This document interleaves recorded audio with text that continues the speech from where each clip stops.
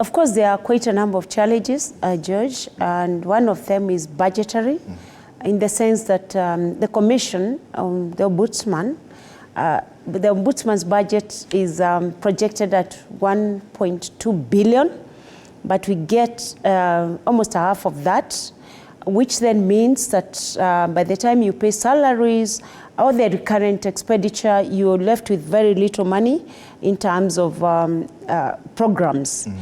So we've been engaging government, especially at the Deputy President's level, and also and Parliament, to be able to get more resources.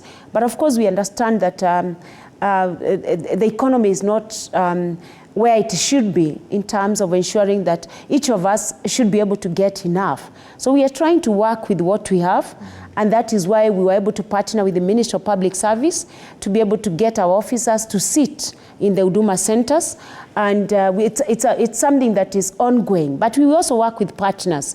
We have a GIZ that supports the Commission in terms of programs. We also have FLOCA.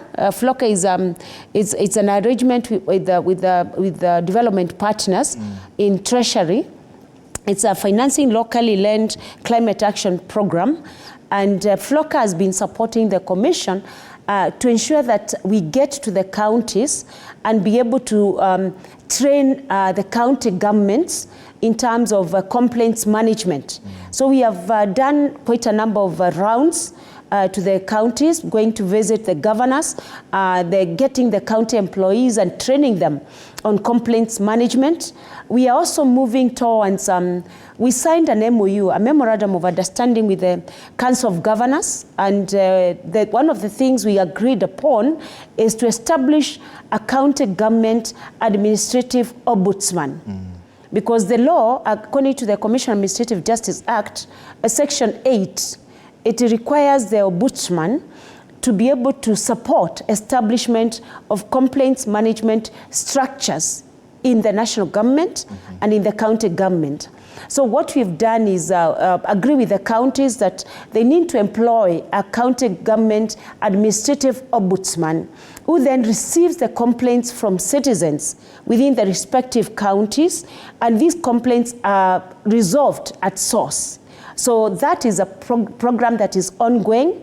Actually, next week we shall be going to other counties through the FLOCA arrangement, and I really thank them for finding the Ombudsman as the place to be in terms of ensuring that counties support the complaints management structures within the primary source. Yes.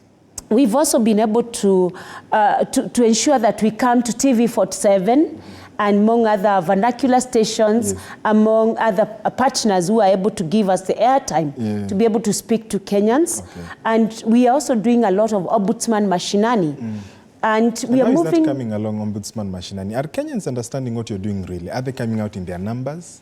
Yes, when we visit, we normally go to the vulnerable areas, like the slum areas. We also go to prisons.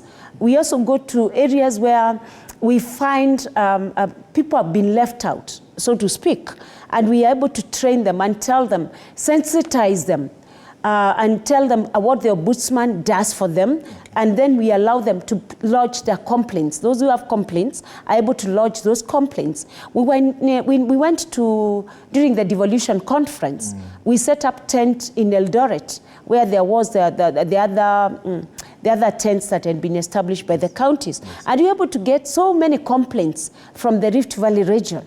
So you find that when we speak to Kenyans, they're able to understand what we do, and they're able to lodge their complaints with us, and we resolve them as quickly as we can. So there's a lot of progress. Okay. Which region perhaps has, the most complaints by your estimation?